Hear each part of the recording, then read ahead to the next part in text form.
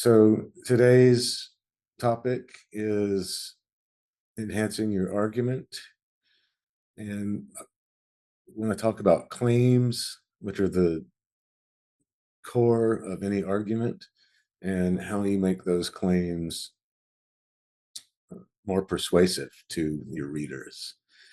And first of all, I just want to focus on the idea of argument a little bit.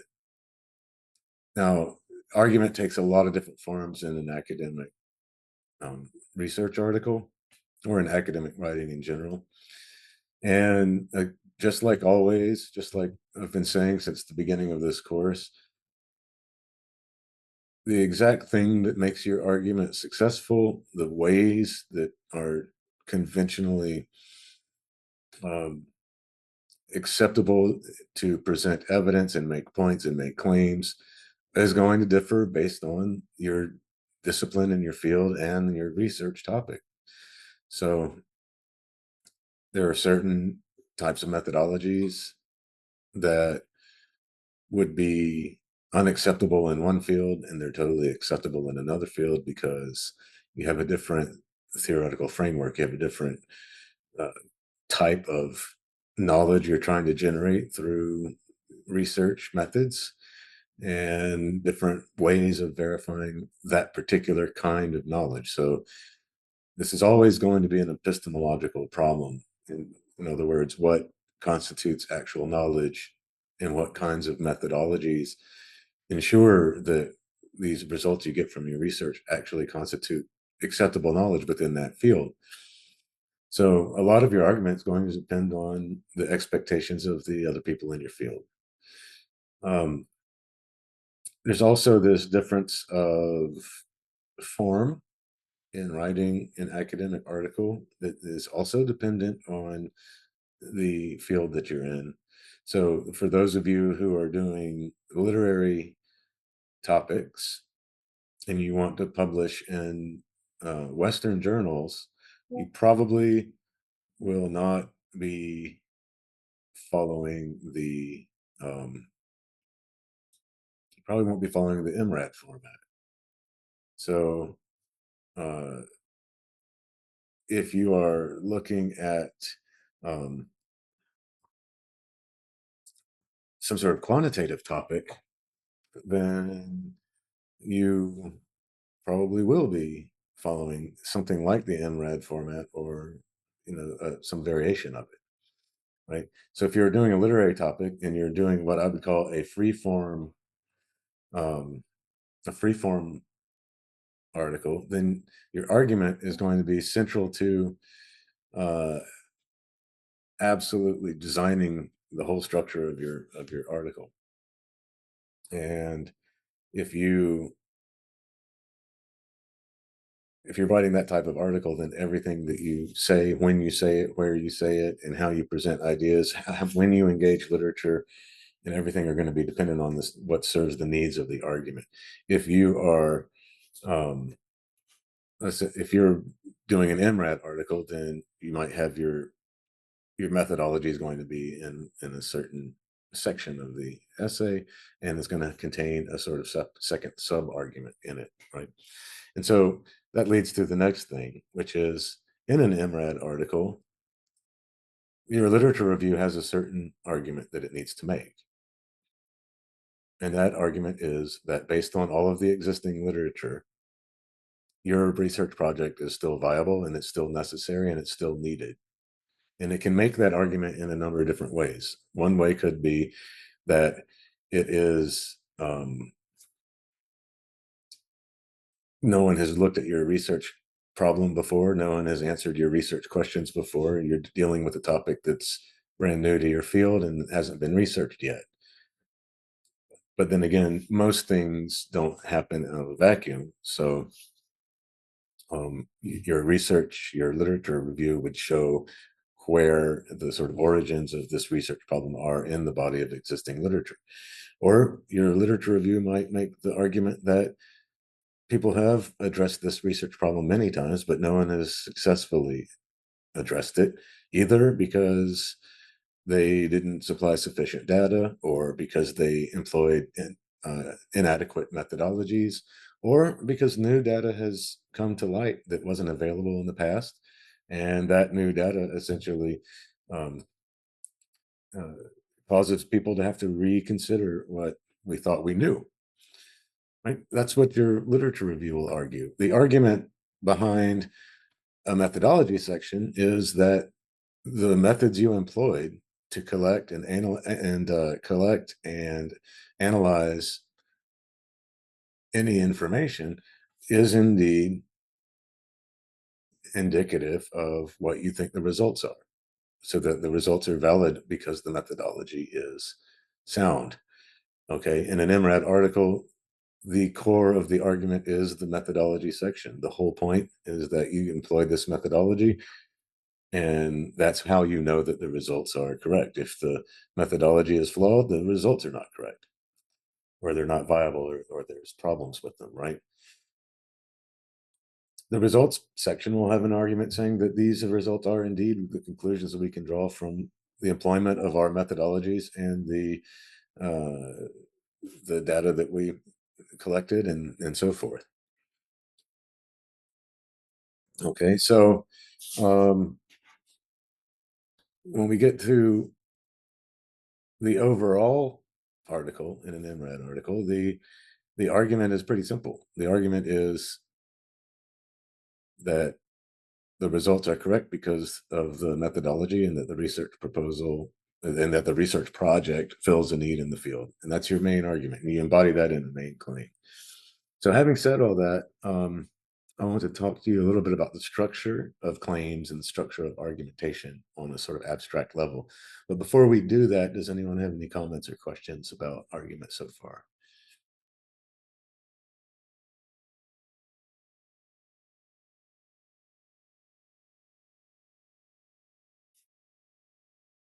Well, whenever we write a problem statement, the problem usually arises from the literature, right? But we try to answer it through our methodology Um, in linguistics, usually. yeah, I would say yes. I agree with that, but I would say I would view it slightly differently. The research problem may arise from the literature, but there may be instances when it does not. Um, but even when it does not, it has to be placed within the context of the literature, anyways. So it's a minor distinction, but you could indeed, let's say in linguistics, be out in the field collecting recordings, let's say, for example, of different dialects or different whatever you're doing in the field. And you may encounter scenarios that you've never heard of before, that you don't know of any literature that's ever even addressed it. So there's things like that's when, and those are rare, but there's a rare, very seldom happen, but every now and then there might be some sort of brand new discovery that you just never expected, did not come from the literature, but then becomes a viable topic because it's a brand new discovery. You see that probably more in the natural sciences than the social sciences, but it could be possible, like I said, in linguistics. Let's say you discovered a brand new dialect that hadn't been, there's no recorded record of it, or something like that. Then you'd have a bunch of research questions coming out of that, like how did this dialect develop? What languages did it was it influenced by? Why is it developed here? And why hasn't it been uh, recognized or studied before? Why is there no record of it? I mean, so I'm just making up a hypothetical example, but there are some times when things can just emerge as a brand new discovery. But even then, you should have to put that research problem in the context of existing literature. And in that case, you would say there's no existing literature on this dialect, but here's what we have found that other people who have discovered new dialects or have said and done about their discoveries. So you still have that context that you build around the research problem. But 99% of research problems, as you say, are going to emerge from the literature. So then their context is a lot easier to, well, I shouldn't say easier, but they're kind of born within the context of literature in that case. That's going to be most of the time. So um, that. So what was the second part, Rabia, of your? I'm sorry, I got lost in my example. What was the second part of your comment? Well, I'll repeat. I said that the problem statements usually arise from the existing literature, but we usually try to answer them through building arguments in the methodology section. Right, and yes, and that's how you answer the research questions and the attached research problem, address the research problem and answer the research questions is indeed through the methodology. So that's why your overall argument for your article has to be basically that um, this was a necessary research for the needs of the field, and here is exactly what the problem and the questions are, and this is the methodology to answer it, and that's why the results are viable. So that's going to be your argument most of the time in that type of research article. I mean, it'll take any number of variations based on your topic, but it's basically going to need to say those things. And that's what you want in the principal claim, what I would call a principal claim. So somewhere in your introduction, you would need to have a core claim that is the overarching claim for your whole entire article. And when we teach students to write a thesis statement, we're teaching them to do something similar to that. Although a primary claim to me is a, a a preferred way to describe it on the level of the research article, because um, we're just trying to teach students, when we teach them the right thesis statements, to do a one to make an overarching claim. But then these claims become more complex with the more complex research projects. Okay, any other comments or questions before we move forward? Well, how to avoid repetition in that case? Because we are mentioning the same problem in the introduction section, then we come to the literature review section, and once again we are repeating it in the methodology section. Well, it's not repetitive if it's recursive. So there's a difference between repetition and recursivity, right?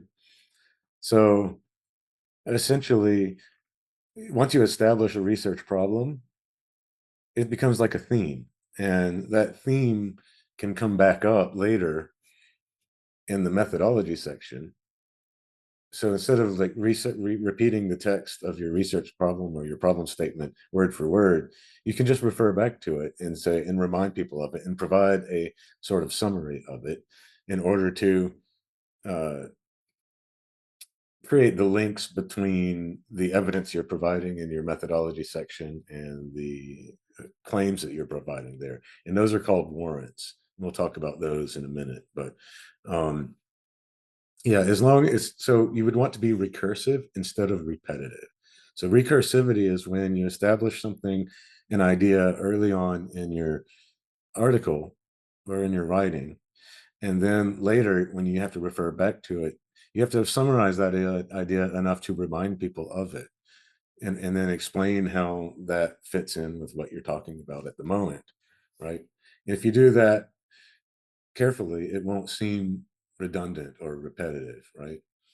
Um, but you're right. That's a good concern. There is a risk that you can become redundant or repetitive if you're not careful. But there's nothing wrong with recursivity. So I would say to be recursive when you need to, and um, avoid being repetitive or redundant.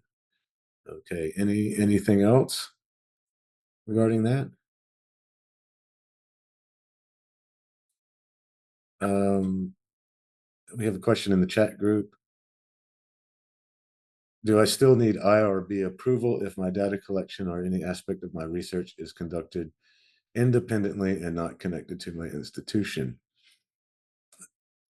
Okay, that's a good question. It's not really related to argument per se, but let's talk about that for a minute. If you do research for that involves any kind of need for ethical considerations. If you're doing research that involves human subjects, or if you're doing research that involves animals, then you should get IRB approval, no matter whether it's connected to your institution or not. And some journals actually will require you to have that IRB approval, regardless of whether your research was connected to your institution or not. To publish in those journals, they may say, well, we won't consider this for publication until you've shown that it has been passed an IRB uh, approval. Okay. So, um, if you look at, so yes, depending on the nature of your Dr. topic, Ivan. you may need to get the approval. It just depends on the topic. It doesn't depend on whether it's connected to your institution. Yes, Dr. Summerine? Yes, I have a question. Actually, whenever we talk about problem statement, usually we rationale for the study. We give rationale for the study. And the second thing, with the help of a research, we confirm the need to address the problem in the study. My question is that with the help of previous research, existing literature, we confirm the need to address the problem. So this confirmation is actually part of literature review, not a part of a problem statement. In a problem, while writing an article which is of maximum 7 to 8,000 words, a part which is called problem statement is too short. It's just a paragraph. So in that paragraph, we can't give existing literature. So whenever we give references, so we or with the help of existing literature, we prove that there is a need to address the problem, and this this mostly we write in literature section. So why do we mostly get a comment that in problem statement we need to give some references from the previous research or something like this? you know um, Even before attending your webinar, I'm reading an article. It's of Miles. It's written in 2016, and he is defining that in your problem statement there should be rationale for the study and use data and research to confirm the need to address the problem. So I'm a bit confused that this existing literature, should we mention the references or existing literature in problem statement in that particular paragraph or in literature review? Well, I think I understand where that confusion would come from. So, first of all, let's just return back to this idea of MRAD, right? MRAD stands for Introduction, Methodology, Results, and Discussion. Notice that there's no letter in that acronym for problem statement, and there's no letter in that acronym for literature review. So in a strict MRAD structure, you do not have a section for the literature review, and you do not have a section for the problem statement. The problem statement and the literature review would usually just be part of the introduction, and you would not even have a subsection identifying them as such. Okay.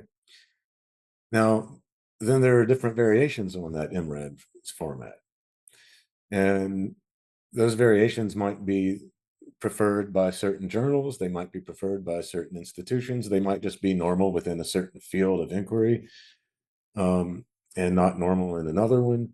And in some of those cases, the literature review is its own section, separate from the method, separate from the introduction. And some of those, the problem statement is its own paragraph. It's also got a heading that says problem statement, but that's not always the case. So that's where some of this, I think, these questions come from, is that in some cases the problem statement is not overtly pointed out, it's just built into the introduction. And I'd say in most cases it's built into the introduction and not overtly pointed out, right? In many cases the literature review is not its own section, and you review literature mostly in the introduction, but you can continue to refer to literature in any section of an article. It's just that the literature review as a separate section sometimes exists, and when it does, then that's one place where you can review most of your literature, right? Um, so the the problem statement doesn't have to be a separate paragraph outside of some other section. If you are going to do it that way, then yes, it's very short and you don't have time to put a lot of references to other literature in there.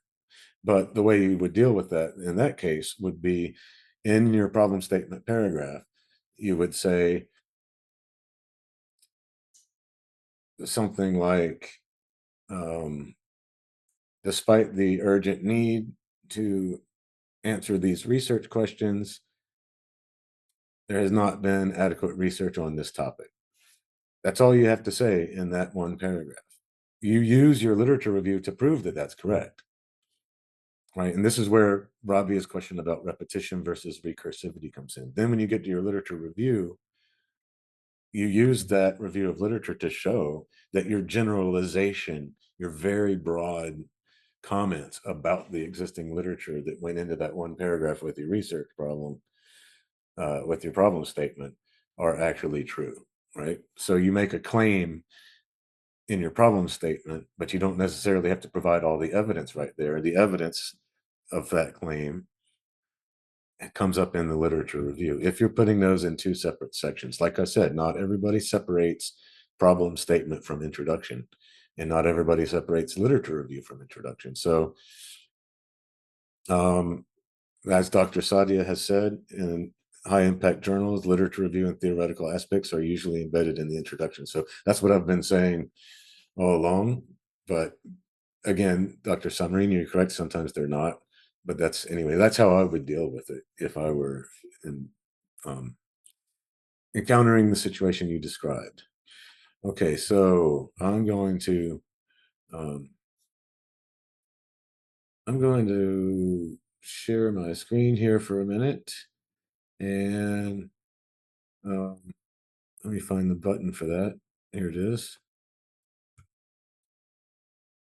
And going along with what we just said, I was talking about claims, and the example I just gave was your problem statement might claim that there's not been enough research on your particular topic, and therefore there's a gap in knowledge in your field. That's a claim that your problem statement might make.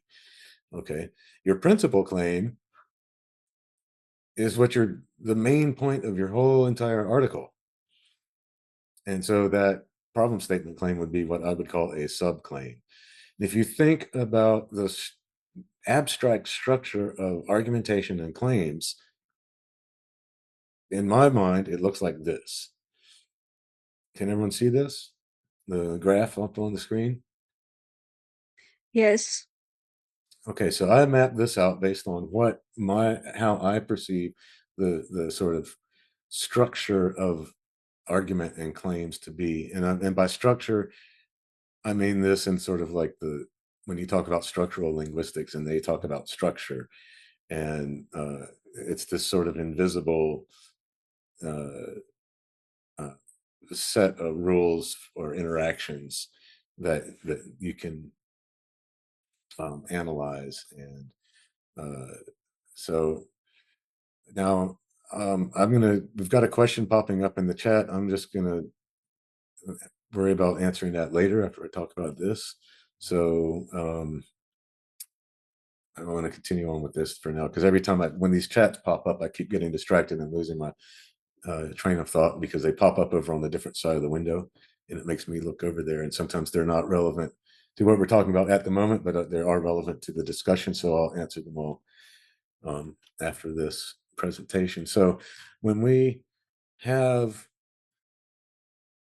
a research article, when we have a monograph, when we have any kind of argumentative writing, which most research writing is argumentative in some way, we have a principal claim. That's the fundamental component of any argument. And all of the other claims in the argument, all of the evidence, all of your logical reasoning, all of your methodologies, all of your rhetoric and your tactics and your means of persuasion, they should all actually support that main principal claim. In undergraduate essays, like I said earlier, we might teach students to write something we call a thesis statement, and that's similar to a principal claim. Now, whenever you make any kind of claim, the claim should be viable. In other words, you're making the claim because you think it's correct and you think it's true, and it's viable, meaning that the reasons you think it's true are valid. And so there should be multiple reasons why you believe that your claims are true and why other people should also believe that those claims are correct. So providing readers with those reasons and persuading them to agree with the implications of those reasons is the central objective of this type of writing.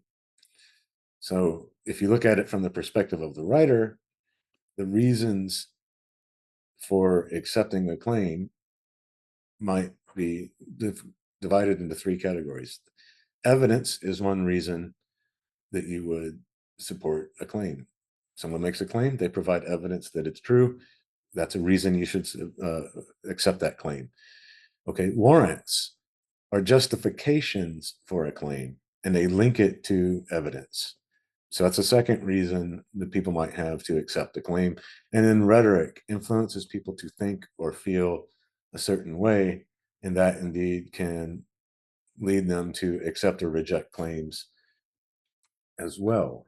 And in scientific writing, we may often think that maybe we should not use too much rhetoric, but it's impossible not to use it on some levels. And I'll show you why I believe that in a minute. So, rhetoric is uh,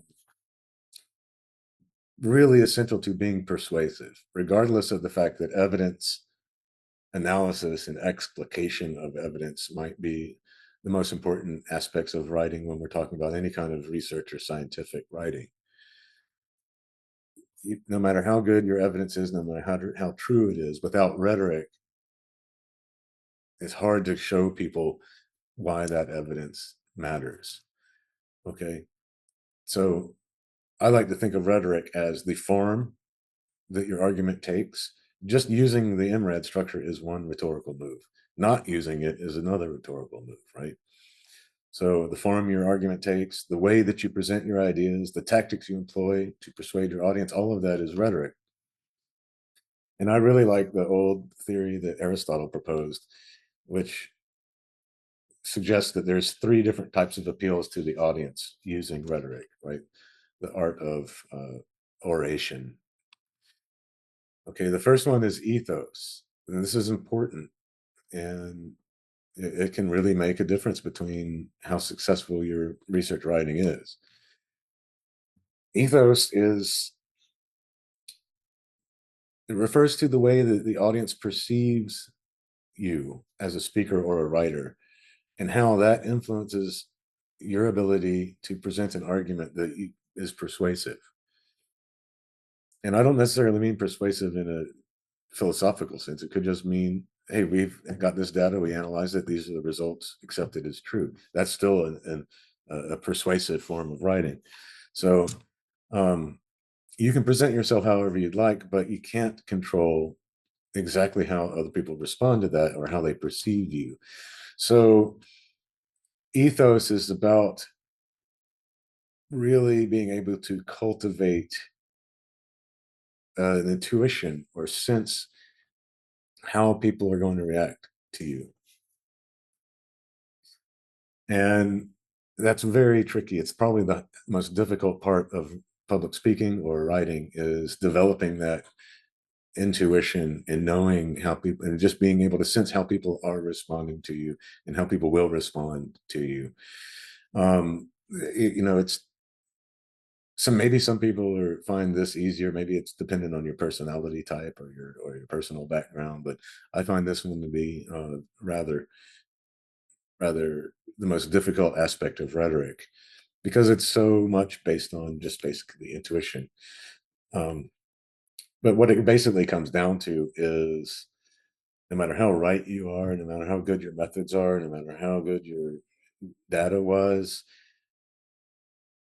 if you come across as not being an expert in your field, if you don't look like you have authoritative knowledge, if you sound like someone who's very new or inexperienced, then people are going to be more likely to doubt your claims. They're going to be more likely to criticize your methods and doubt your results. But if you present yourself in the right way, they might be inclined to um, look favorably on what you're writing and what you're claiming. And sometimes it's just tone of voice. You don't want to sound condescending and you don't want to sound naive, right? You want to sound like you're uh, knowledgeable, but not condescending, right? You want to sound like you're authoritative, but not arrogant. And you don't want to sound like you're writing about a subject you know nothing about. So then there's all kinds of other aspects that get tied up in this. There's professional jargon. There's, like I said a minute ago, tone of voice and all these different things that uh, will affect how other people perceive you as an intellectual. Then there's pathos, okay, this is the Greek word, ancient Greek word for emotion. And this branch of rhetoric involves stimulating emotional responses in your argument so that they accept your claim.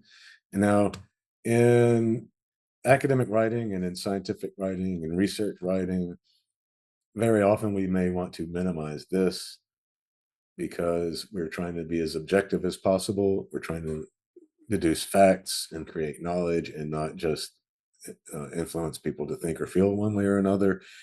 And it can also be risky because if people feel like you're being trying to manipulate their emotions, it could ruin your ethos and it could cause them to really want to reject everything that you say. So it's risky in all cases, but it's probably the one that we want to tone down the most in academic writing. But that doesn't mean that there's no place for it at all. Let's look at this example. Okay.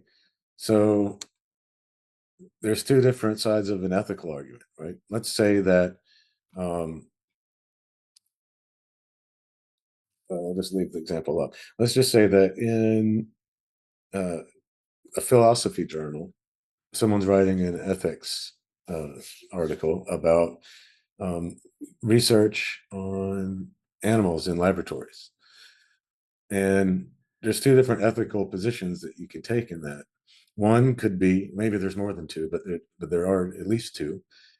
And to oversimplify it, let's say one position states that it's unethical to do research on animals because they feel pain, they feel fear, and we should uh, we should be sympathetic to that.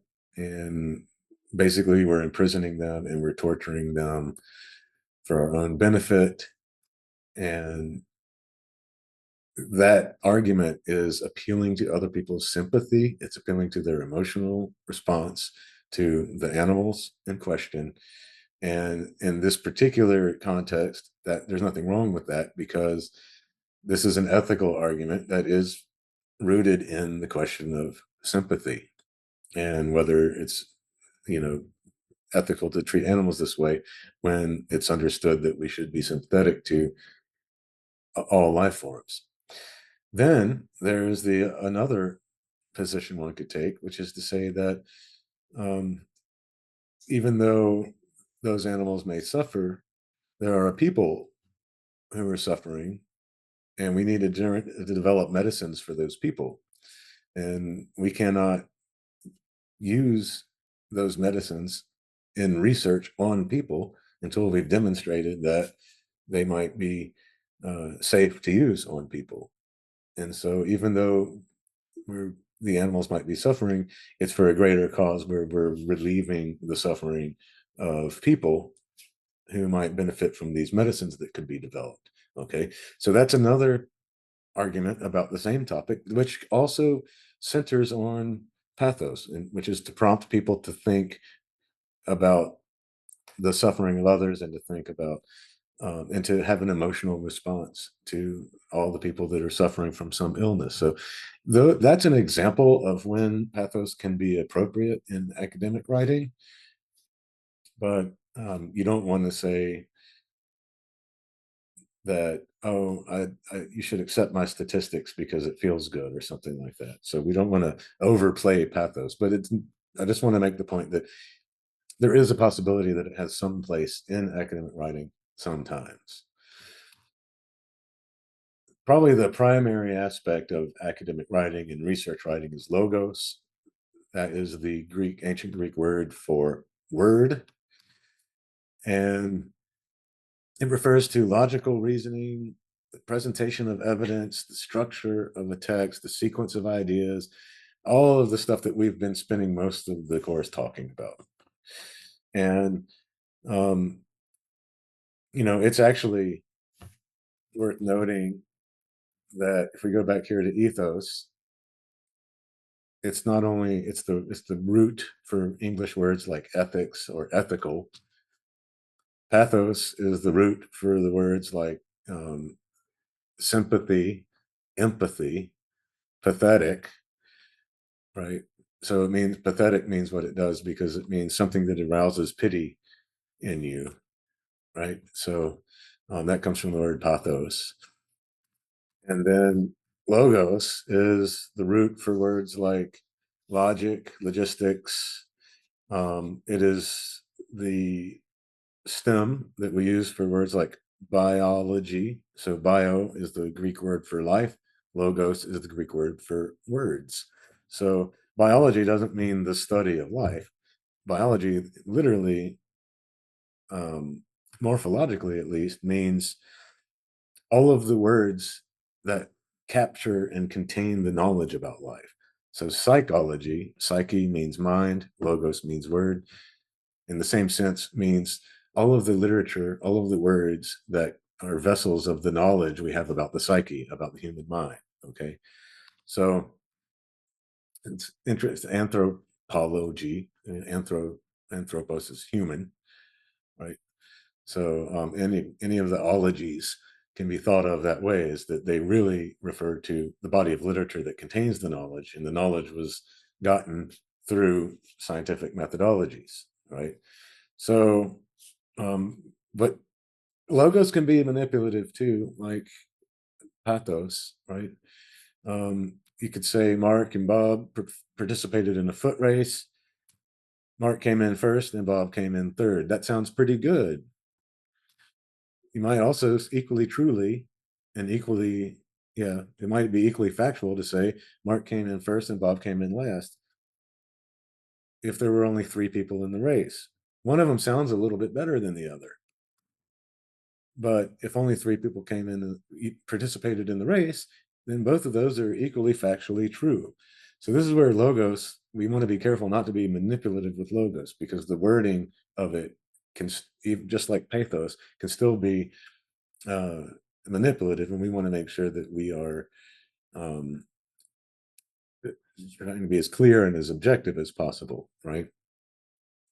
And it's the same thing with the story about the fish. I told you about the structure and about my friend Johnny locked the fish in the refrigerator. This was a couple of webinars back.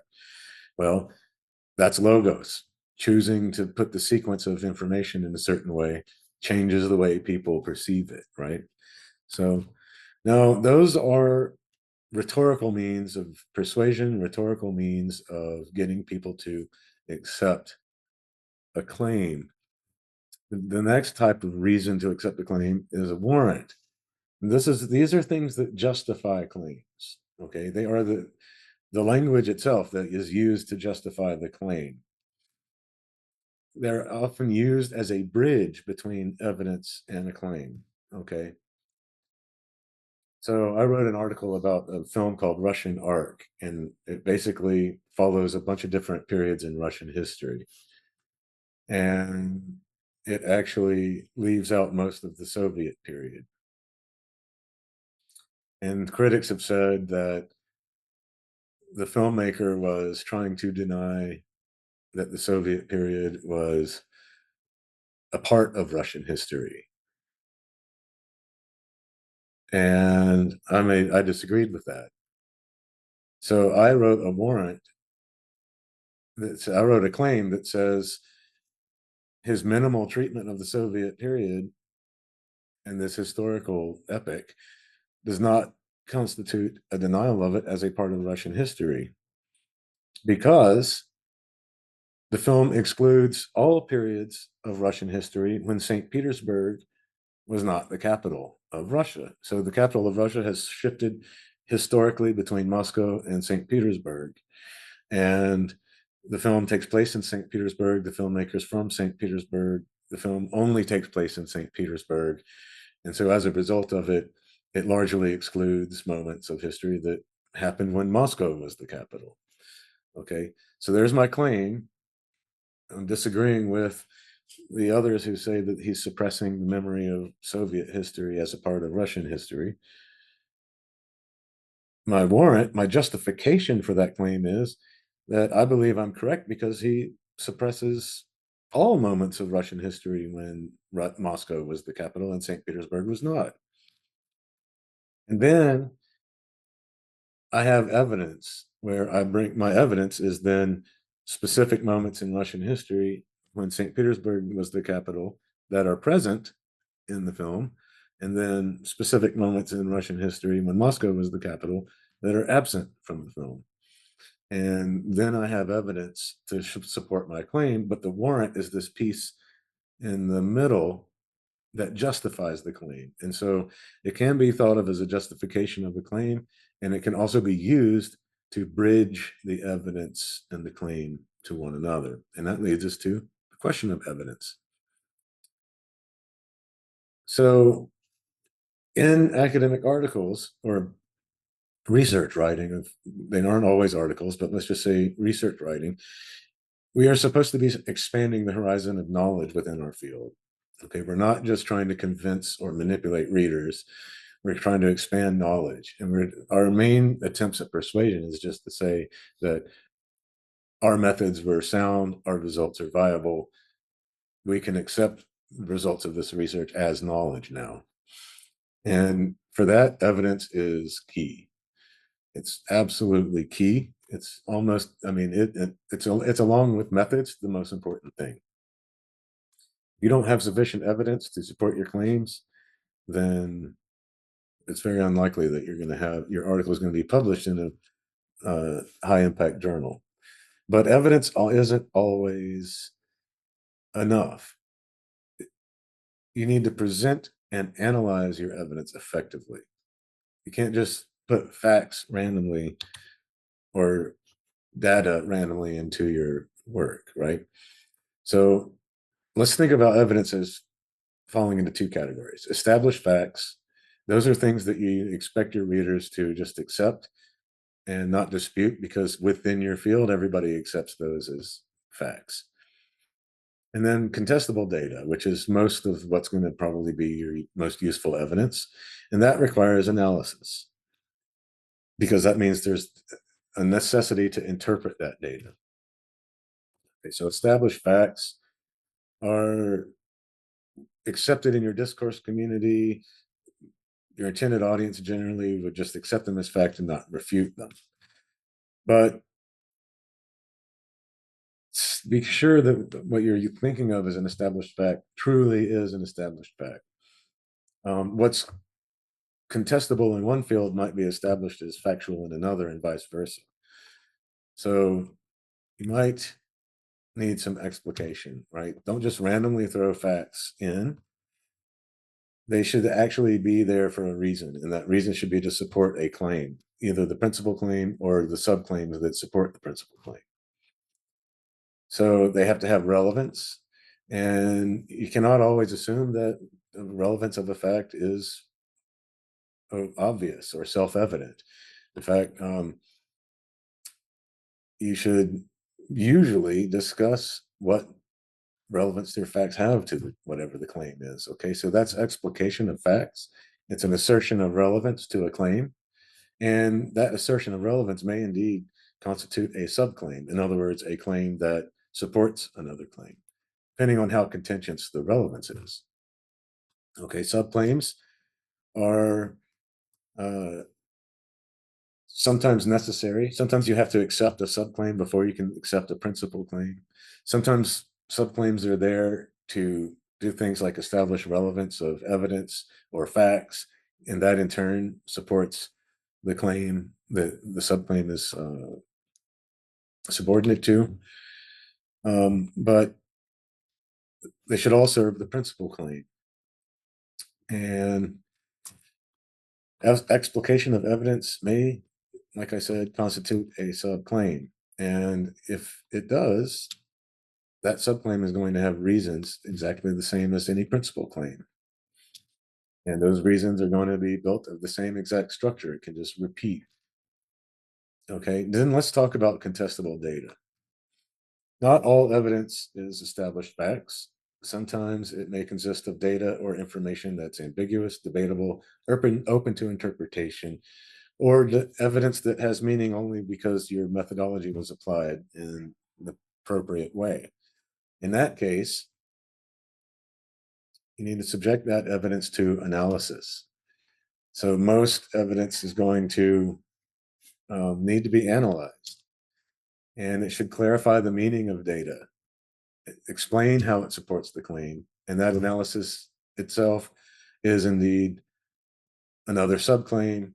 And just like any other type of claim, subclaims have reasons, which may consist of rhetoric, warranted evidence, etc.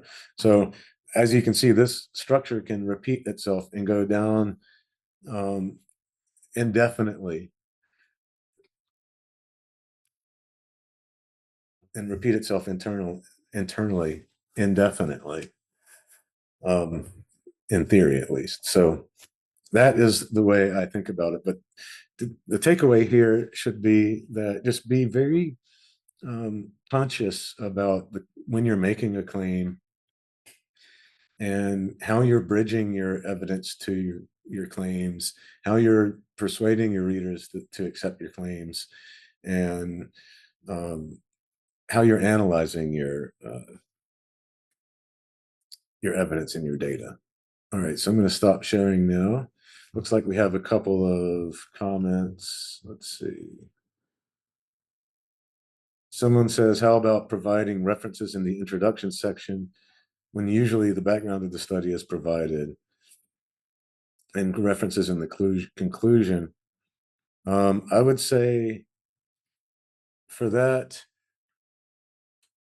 you can provide references anywhere as long as there's some sort of relevance to what you're talking about at the moment.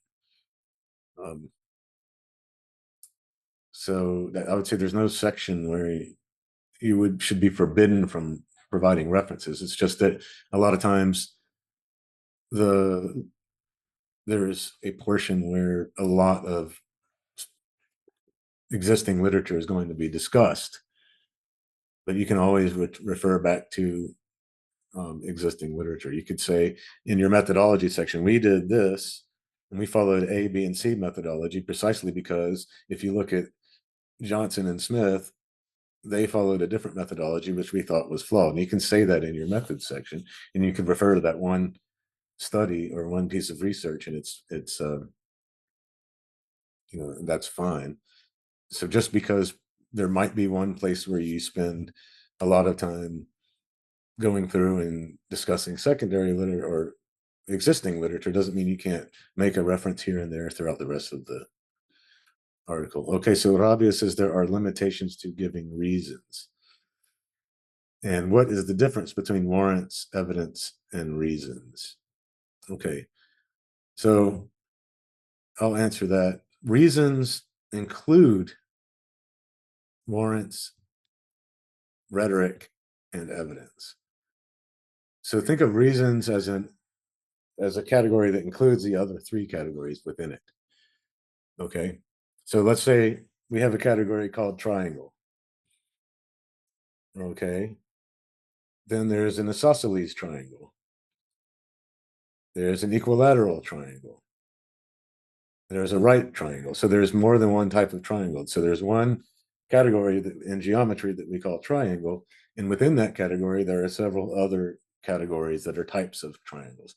So I envision reasons as a category that includes other things. So persuasive rhetoric is one reason that people might accept a claim.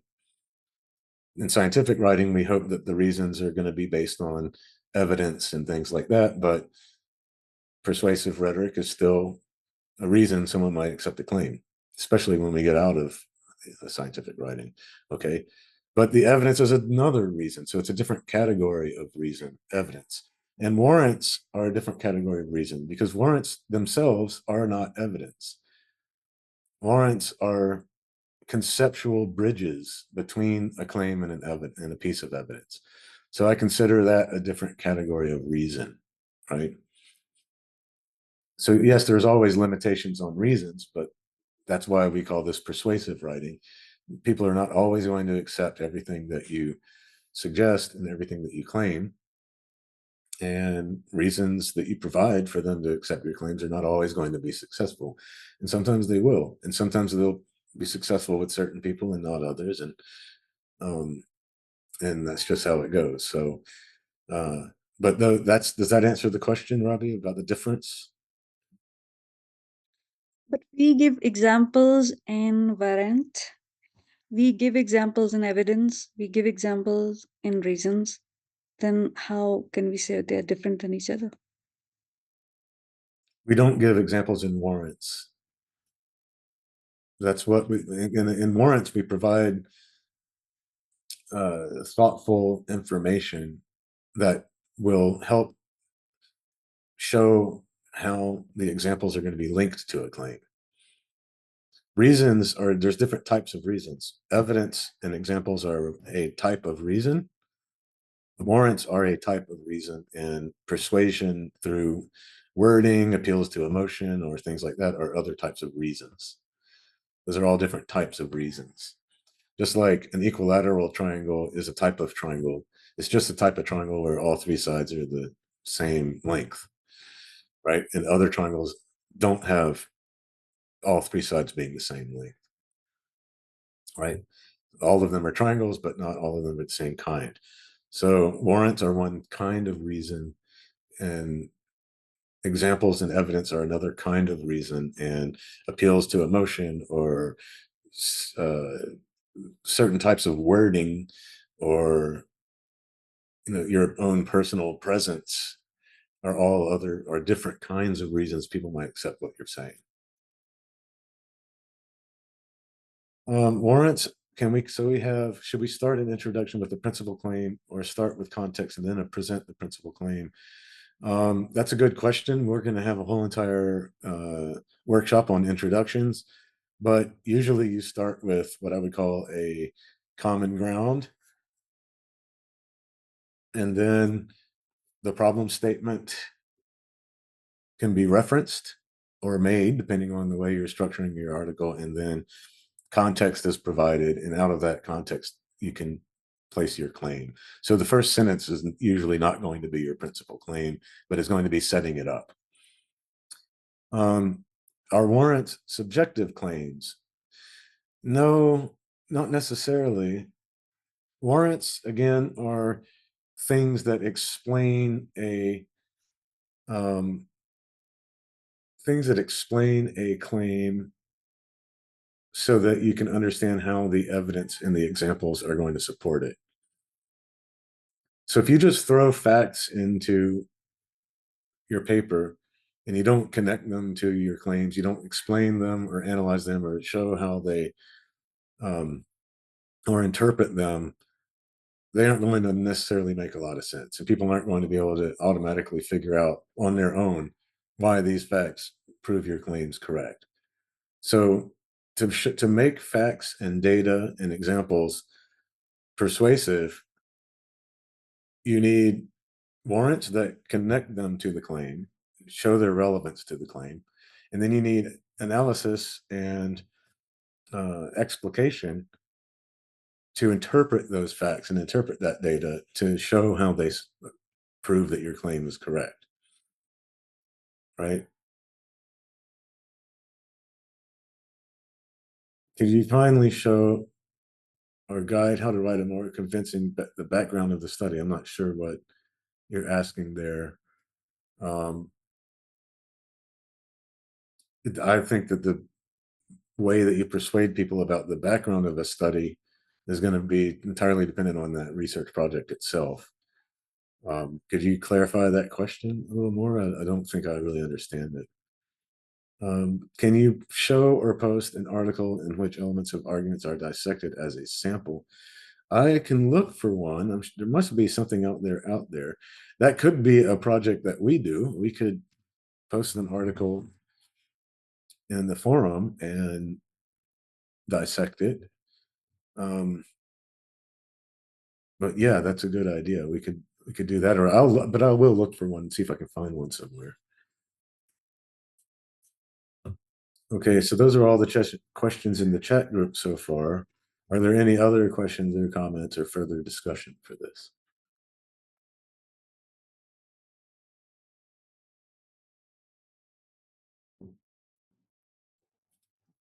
Dr. Ivan, would you please share the pricey for all this structure of the arguments that you've shared today with us?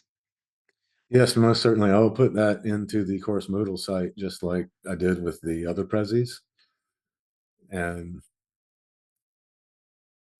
I'll make that available to all of you. And the previous webinar is also not available yet. No, that one on the AI took a very long time to edit. So I only posted it. I don't remember what day I posted it, but it took a lot longer to edit than the previous ones, just because there was a lot of stuff that um,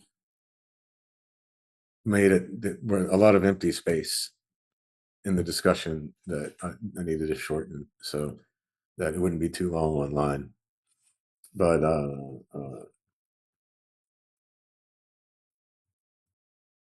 I will post the previous one as well, and then when that one's posted, I'll post this one.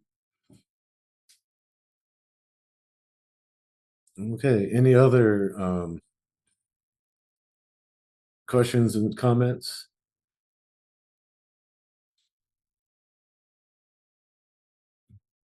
Thank you so much. Aristotle is still alive and helping us.